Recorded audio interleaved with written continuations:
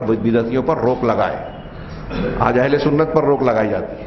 ابھی ہمارے دوست نے مجھے خبر بتائی، میں نے ابھی سے پہلے نہیں دیکھا تھا، کہ سعودی مملکہ سعودی عربیہ نے حکم دیا ہے علماء کو کہ کل کے خطبہ جمعہ میں تبلیغی جماعت کی گمراہیاں، ان کے افکار اور ان کی وہ انحرافات اور خطرات بتائیں جو انسان کو گمراہ کرتے ہیں، اور یہ بتائیں کہ یہ دہشت گردی کے دروازوں میں سے ایک دروازہ ہے جو انہوں نے عبارت اس میں پیش کی ہے.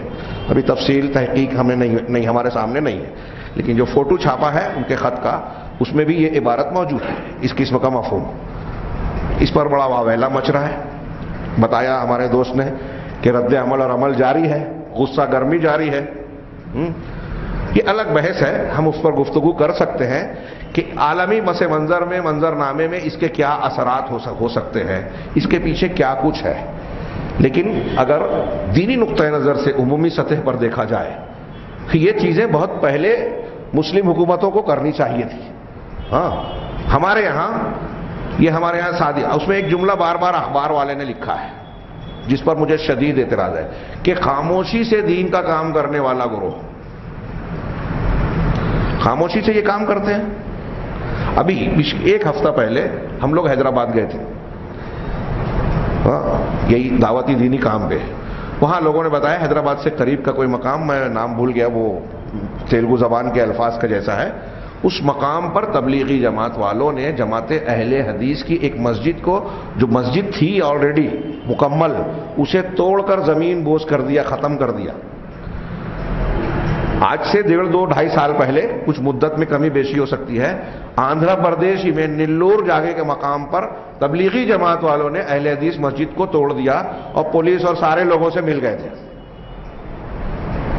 یہ خبر آن ریکارڈ نہیں ہے. پونا کا ایک اہل حدیث نوجوان جو دعوت و تبلیغ کا کام کرتا تھا، غریب بچہ تھا، ایک روز تبلیغی جماعت کے لوگ آئے، آن ریکارڈ نہیں ہے، سارے پونا کے ہمارے اخوان جانتے ہیں، لیکن میں بیان کر رہا ہوں. ہو سکتا ہے کوئی اس پہ اعتراض کرے، سوال کرے، کیس کی دھمکی دے، کیا کرے. ان کو رات میں 11 بجے بلایا گیا کہ آئیے کچھ بات چیت کرنی ہے.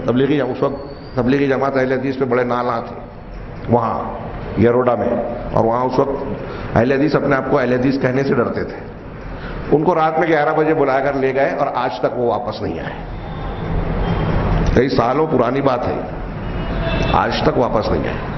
خاموشی سے دین کا کام کر رہے ہیں. 2 مسجدیں گرا دی، بلکہ واٹس ایپ پہ کچھ لوگوں نے تصویر ڈالی تھی کہ ایک طرف بابری مسجد کو گرانے والے، ایک طرف یہ آندھرا پردیش میں اہل حدیث مسجد کو گرانے والے.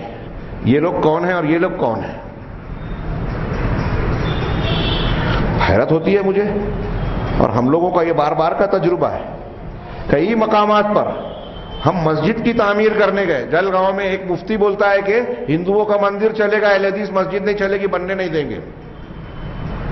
جلگاؤں، مالیگاؤں شہر میں، جعفر نگر میں جب ہم لوگوں نے پہلی مرتبہ مسجد بنانے کے لیے کوشش کی تو راتوں رات جس جگہ پر اہل حدیث مسجد تھی وہاں سامنے محمد مسجد جو موجود ہے، جا کے دیکھیے گا.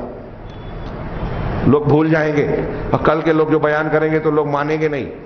میں آج بول رہا ہوں، اس واقعے سے متعلق سارے افراد تقریباً زندہ ہیں، موجود ہیں دونوں طرف کے. خود احناف میں کئی اچھے عوام اور لوگوں نے خود احناف کے لوگوں پر اعتراض کیا کہ آپ لوگ یہ غلط کر رہے ہیں، جب پتہ ہے کہ اہل حدیث لوگ یہاں مسجد بنانا چاہ رہے ہیں تو آپ کیوں بنا رہے ہیں؟ وہ بھی زندہ ہیں ابھی، ایسے بہت سارے لوگ. یہ خاموشی سے کام کرنے والے لوگ ہیں. کیا کیا چالاکیاں، چالبازیاں. میں یہ نہیں کہہ رہا ہوں کہ آپس میں اختلاف و انتشار کو ہوا دی جائے. یہ کہہ رہے ہیں کہ اس کے ذریعے سے سعودی حکومت کے اس فیصلے سے انتشار پھیلے گا.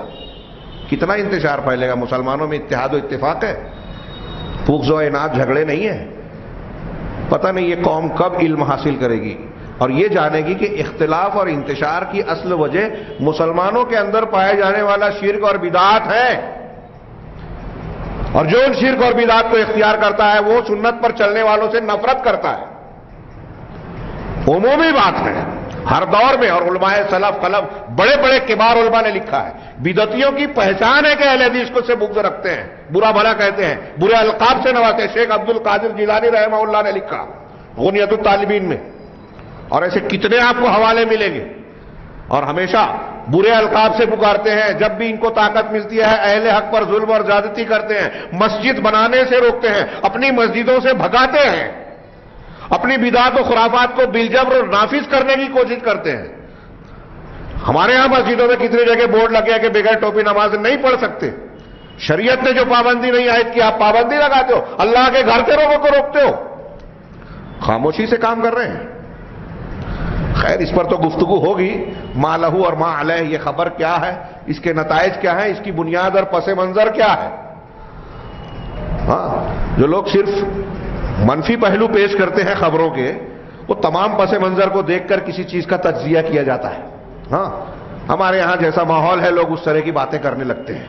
ہاں اور یہ چیز جو ہے مسلمانوں میں بہت ساری خرابیاں پیدا کرتی ہے، اور نتیجہ یہ نکلتا ہے کہ آپ اچھوں کے دشمن بن جاتے ہیں، بروں کا ساتھ دیتے ہیں۔ پورے ملک میں ہم لوگوں کے جو پروگرام چل رہے ہیں، یہ ساری پوری دنیا میں یہی ہو رہا ہے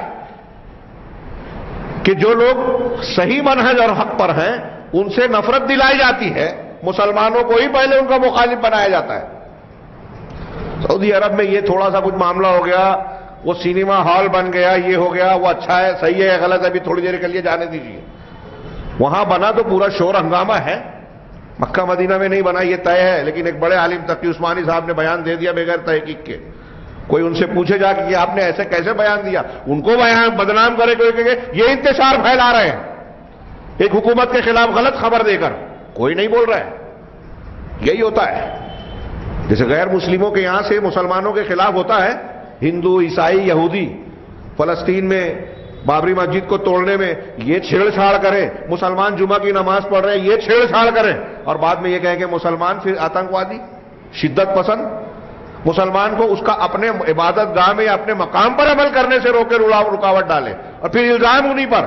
یہی کام اہل حق کے خلاف اہل بدعت کرتے ہیں، برائیاں کریں گے، مخالفتیں کریں گے، روک لگائیں گے، اور اگر ادھر سے کچھ ہوتا ہے تو شور ہنگامہ کہ دیکھو انتشار پھیلا رہے ہیں۔ بدعت کے خلاف بولنے پر پابندی اور بدعت کے پھیلانے پر کوئی پابندی نہیں۔ محرم الحرام کی تعزیہ داری، ربیع الاول کا یہ روزانہ فجر کی نماز کے بعد شور ہنگامے کے ساتھ جو ہے نعت خوانی، شرکیہ کلام کا بالمظاہرہ اظہار، یہاں بولے تو ڈر لگے گا، بولے تو انتشار، اور اس ذریعے سے آپ کو ہم کو یہ خیال ہی نہیں کہ شرکیہ کلام ہمارا بچہ اگر روز فجر بات سنے گا تو شرکیہ کلام کہے گا۔ جیسے ہاں بہت سارے ہمارے اہل سنت کے بچے شیعوں کے بیچ رہتے علی کا پہلا نمبر بولنے لگتے ہیں اور سمجھتے ہیں کوئی بات ہی نہیں ہے، ان کا عقیدہ ہے شیعوں اور رافضیوں کا۔ بہت سے لوگ ہندوؤں کے بیچ رہتے ہندوؤں کی زبان بولنے لگتے ہیں، گنپتی بپا والی نعرے لگاتے ہیں کہ ان کے بچوں کے ساتھ کھیلتے کھیلتے یہی سنتے ہیں۔ ایسے ہی اہل بدعت کے بیچ میں رہ کر ہمارے بچے بدعت کرتے ہیں۔ اور جہاں حق کی آواز بلند کر کے آپ نے بدعت کا رد کیا تو جماعت اسلامی، تبلیغی جماعت، ہاں سحری کی اخبارات، یہ دیکھو انتشار پھیلا رہے ہیں۔ انتشار آپ نے پھیلایا ہے شرک اور بدعت سے، تو جو شرک اور بدعت کا رد کر رہا ہے وہ انتشار کی جڑوں کو کاٹ رہا ہے۔ فی نفسہ ہی اس کا سیاسی منظرنامے میں کیا ہوتا ہے ابھی ایک دوسری بحث ہے، لیکن بدعت اور بدعت کے لوگوں، بدعتی لوگوں کو ظاہر کرنا، لوگوں کو متنبہ کرنا شریعت کا فریضہ ہے۔ میرے بھائیوں سن لیجیے، سعودی حکومت نے جو کیا ہے نا، کہ غلط کو غلط بتاؤ، گمراہیوں کو ظاہر کرو، لوگ دھوکہ کھا رہے ہیں تو بیان کرو۔ یہ تبلیغی جماعت کا معاملہ میں نے کئی مرتبہ بتایا کہ تصوف کے حوالے سے جو ان کے واقعات بیان کیے گئے، وحدت الوجود کا شرک اور کفر پھیلا رہے ہیں۔ ایک بزرگ ایسے تھے، یہاں بھی ہیں آسمان پہ بھی ہے، ان کے اوپر شریعت نہیں ہے، رسول کی کیا ضرورت ہے، ہم ڈائریکٹ اللہ سے سن لیں گے۔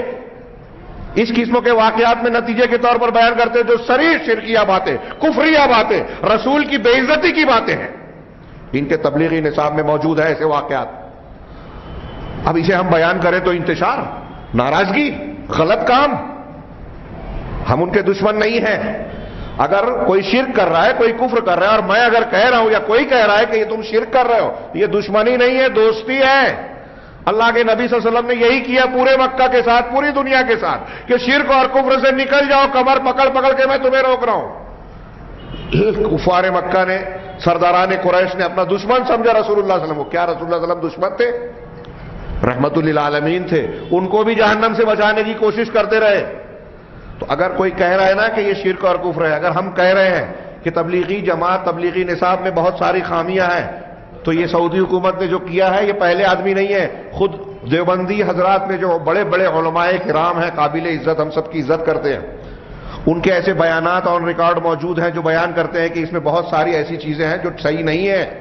اسی لیے اس کے بعد کے ایڈیشن میں پہلے کے ایڈیشن کی کئی چیزیں کٹ کی گئی ہیں, اس کے باوجود بہت ساری غلطیاں ہیں. ان کے یہاں کچھ لوگوں کا یہ اصرار رہا ہے کہ اس میں تبدیلیاں کی جائے, اس کو بہتر بنایا جائے. اور اسی بنیاد پر سعودی میں جب یہ جانکاری ہوئی تو بہت سالوں سے وہاں تبلیغی نصاب پر پابندی ہے. اگر یہ جاتے بھی تھی تو ریاض الصالحین پڑھتے تھے. کیوں؟ اس وقت اعتراض نہیں کیا. علماء کرام کا اور بڑے بڑے کبار علماء کا بیان دیکھ لیجئے کہ یہ جو اس میں جو چیزیں بیان کی گئی ہے باقاعدہ کتابیں موجود ہیں, ان کی کیا کیا گمراہیاں ہیں, کچھ آج کی نہیں ہیں. اب ایسی چیزیں موجود ہیں اور عوام صرف بھیڑ بھاڑ دیکھ کر کے ارے اتنے لوگ آ گئے, اتنے جماعت, اتنا بڑی کانفرنس ہے, واٹس ایپ پہ اور یوٹیوب پہ اتنے لائک کرنے والے ہیں, اتنے. ہمارے عوام تو ایسے ہیں کہ ان بھیڑ بھاڑ کو اور لائک کرنے والوں کی تعداد پر طے کرتے ہیں کون بڑا ہے کون چھوٹا ہے. یہ جہالت کی انتہا ہے. تو ایسے ماحول میں غلط کو غلط کہنا اور گمراہ کرنے والوں کی گمراہی کو بے نقاب کرنا یہ دین کا فریضہ ہے میرے بھائیو, دین کا فریضہ. یہ اہل سنت کے عقیدے میں اصول میں شامل ہے.